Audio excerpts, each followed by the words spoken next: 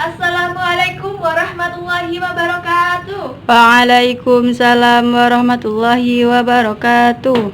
Alhamdulillah, semangat ya. Semangat. Alhamdulillah pada pagi hari ini yang cerah ini kita dapat berkumpul bersama, belajar bersama dalam keadaan sehat walafiat. Alhamdulillah. Maka dari itu sebelum kita mulai pelajaran, alangkah baiknya kita berdoa terlebih dahulu ya. Berdoa mulai. Doa diakhiri. Oke, tes dulu ya. Gimana kabar kalian hari ini? Alhamdulillah, belajar, semangat, siap. Oke, beri yang dulu semuanya. Oke, hari ini kita belajar tentang apa? Ada yang sudah belajar? Belum. Duh, kok belum belajar? Ayo semua bukunya dipersiapkan dulu. Ditaruh di atas meja. Oke, sudah? Sudah.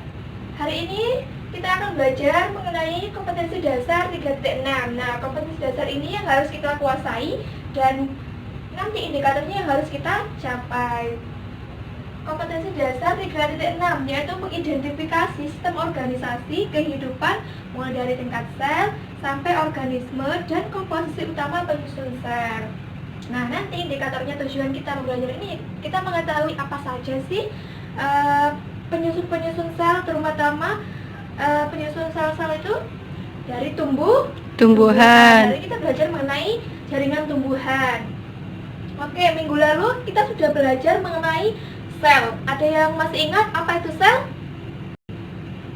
Lupa, Bu. Waduh, lupa. Ya, sel merupakan struktur terkecil penyusun dari makhluk hidup. Ciri utama dari makhluk hidup, poin utama ya, ciri utama dari makhluk hidup yaitu memiliki sel. Ya, mempunyai sel, itu ciri utamanya. Oke, kemarin kita sudah belajar mengenai sel. Lalu kalian tahu nggak perbedaan antara tumbuhan ini sama ini? Tahu. Iya, apa? Yang satu kecil, yang satunya besar. Iya, benar. Kenapa bisa terjadi? Kenapa? Ya itu tadi, termasuk dari salah satu faktornya pertumbuhan sel. Karena selnya yang terus membelah diri, maka akan terus bertumbuh. Nah, sel-sel yang terus berkumpul, bentuk, fungsi, dan strukturnya yang sama disebut dengan Jaringan. Oke.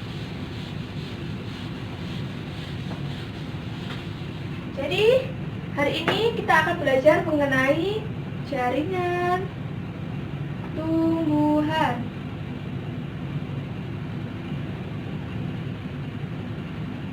Yes.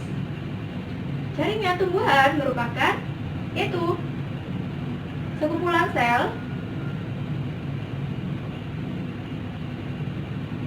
yang memiliki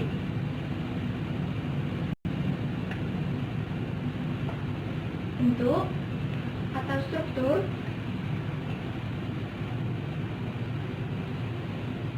dan fungsi yang sama. Nah, lalu ada yang tahu apa saja itu jaringan-jaringan pada tumbuhan? Tidak, Bu. Tidak. Oke, kita belajar bersama ya, bareng-bareng ya. Mohon diperhatikan ya, pelan-pelan ya. Jaringan tumbuhan ada 5. Sudah dicatat? Bu hapus ya? Ya. Oke. Jaringan tumbuhan ada 5. Kita singkat saja biar kita mudah menghafalnya, oke? Disingkat menjadi sebentar. Dulu ya. Ini. E M P 3. Dibaca apa nih? MP3. Iya, MP3. Yang pertama E. Berarti jaringan apa? E. Tel. Kok epitel? Jaringan epidermis. Jaringan epidermis. Oke, ada yang tahu apa itu jaringan epidermis? Oke, jaringan epidermis merupakan jaringan terluar dari permukaan tumbuhan. Berfungsi sebagai pelindung, di mana dindingnya ini hanya selapis, bukan tipis ya. Epidermis itu bukan tipis, selapis dindingnya. Dindingnya selapis. Nah, karena hanya selapis itu tadi, maka hanya dijumpai pada pertumbuhan Primer. Just. Paham dari sini? Paham, Bu. Oke, yang kedua yaitu M. M-nya apa? Jaringan Meristem. meristem. Nah, ada yang tahu apa itu jaringan meristem?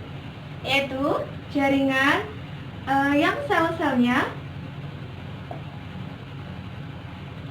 aktif membelah. Kalau sudah aktif membelah, berarti dia melakukan pertumbuhan. Nah, berdasarkan letaknya ada 3 macam.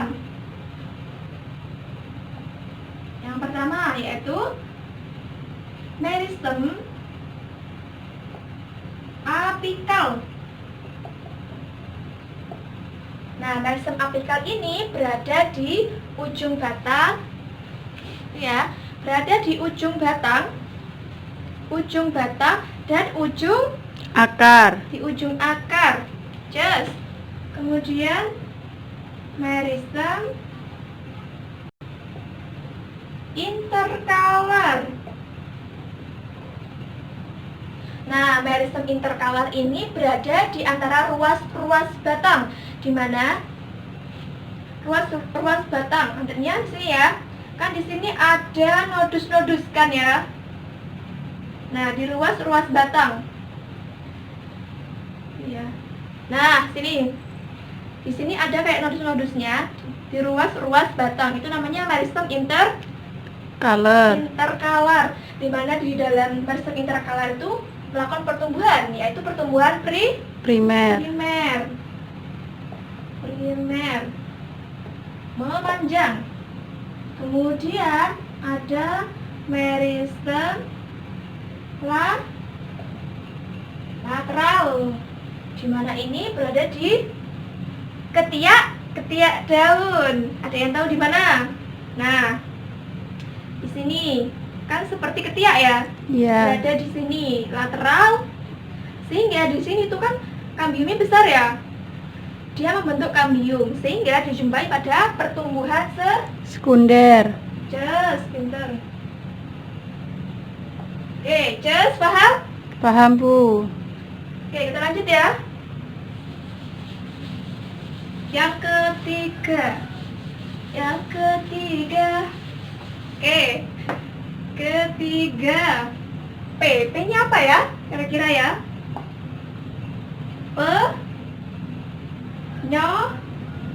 Penyokong. Nah, penyokong ini ya sebagai penguat tumbuhan atau penyokong. Penyokong dari tumbuhan sendiri. Nah, kalau sebagai penyokong berarti dia dindingnya tebal atau tipis? Tebal. Iya, benar, tebal. Ada 2 macam jaringan penyokong. Yang pertama yaitu kolenkin. Kata kunci dari kolenkin yaitu sel-selnya terdiri dari sel-sel hidup.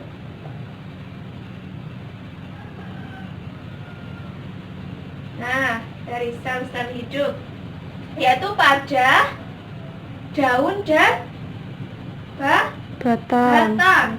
Kemudian ada sklerenkim. Nah, sklerenkim ini kata kuncinya sel-selnya terdiri dari sel-sel mati.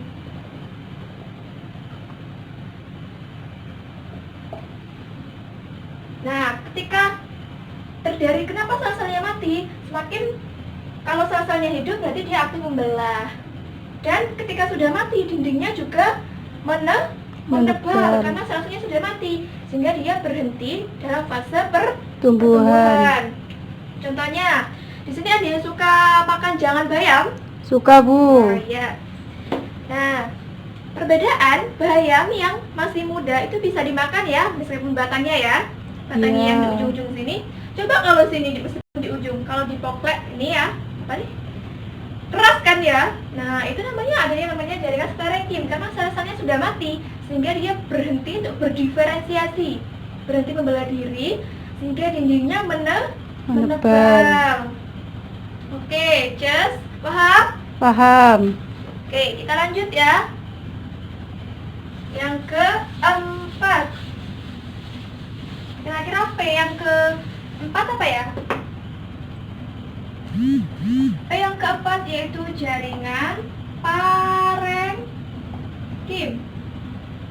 Jaringan parenkim itu atau disebut juga dengan jaringan dasar. Berada di semua jaringan dasar ini berada di semua tumbuhan sendiri, mulai dari akar, batang, daun, semuanya. Namanya juga jaringan dasar. Jaringan dasar atau jaringan parenkim. Di sini jaringan dasar di mana terdapat pada semua tumbuhan. Jaringan dasar ini kalau di batang namanya korteks. Kalau di daun namanya mesofil. Nah, mesofil ini nanti yang akan menjadi spon dan bunga karang. Di mana spons dan bunga karang ini mengandung banyak klorofil.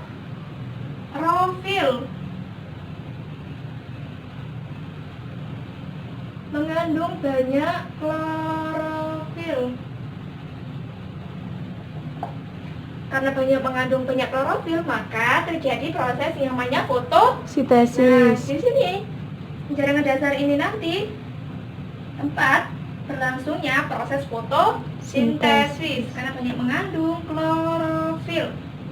Oke, lanjut. Paham? Lanjut yang kelima, terakhir. P yang terakhir apa ya? Jaringan. Tadi penyokong, parenkim. P, pengangkut. Ya. Namanya pengangkut berarti ya mengangkut semua unsur-unsur zat yang ada pada tumbuhan. Ada dua, yaitu phloem dan Xilem. Just phloem dan xilem. Nah, kalau perbedaan phloem dan xilem itu apa sih? Xilem menyelam, berarti dia mengangkut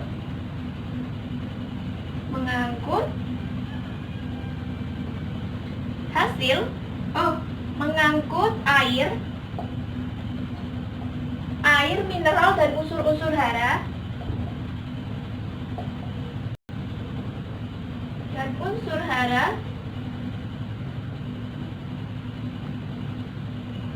dari akar menuju batang dan daun. Oke, terus phloem. Kalau tadi mengangkut, berarti di yang phloem ini yang tugasnya apa? Mengedarkan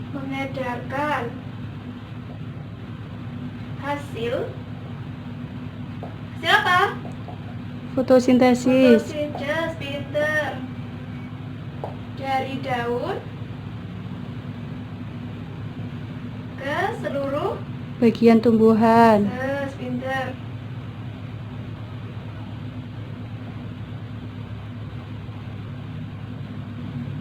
Jadi sudah paham?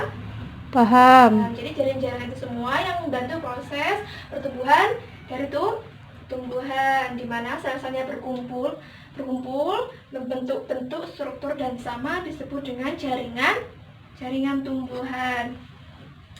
Kalau tadi phloem silem. Dari mana ke mana? Dari daun menuju ke bawah ke seluruh tumbuhan. Kalau silem mengangkut unsur hara dari apa nih? Akar. Dari bawah, dari akar menuju batang dan Daun. daun. Oke. Dari sini ada yang ditanyakan? Tidak, Bu. Oke, alhamdulillah. Insya Allah sudah paham semua ya. Paham. Oke, dari sini dapat kita pelajari bahwasanya Allah telah menciptakan segala sesuatunya dengan seimbang dan tidak ada yang sia-sia. Coba bayangkan jaringan-jaringan tadi tidak sesuai dengan fungsinya. Lateral ke interkalar ke lateral, maka jika lateral itu terjadi terus menerus tanpa adanya interkalar, kita tidak bisa memakan bayam karena pertumbuhan lateral tadi, karena interkalar tidak ada sehingga dindingnya menebal dan tidak bisa dimakan. Itulah makanya kita harus selalu bersyukur dan merawat tumbuhan, oke? Dan jangan merusaknya ya. Oke, kalau sudah dirasa paham, dapat kita akhiri ya. Iya, Bu. Terus semangat dan terus belajar. Oke, Ibu lupa, sebelum mengakhiri kita hapus tes satu soal aja. Siapkan satu kertas. Sudah? Sudah, Bu. Oke. Langsung dijawab ya, Ibu sebutkan soalnya. Soal yang pertama. Mengapa ini pada bayam dewasa dindingnya itu menebal dan tidak bisa dimakan? Oke, kasih 5 menit. Dan sekarang silakan dijawab. Oke, selesai? Selesai. Oke, kumpulkan. Baiklah, Ibu cukupkan pada pertemuan kali ini. Terus semangat dan terus belajar.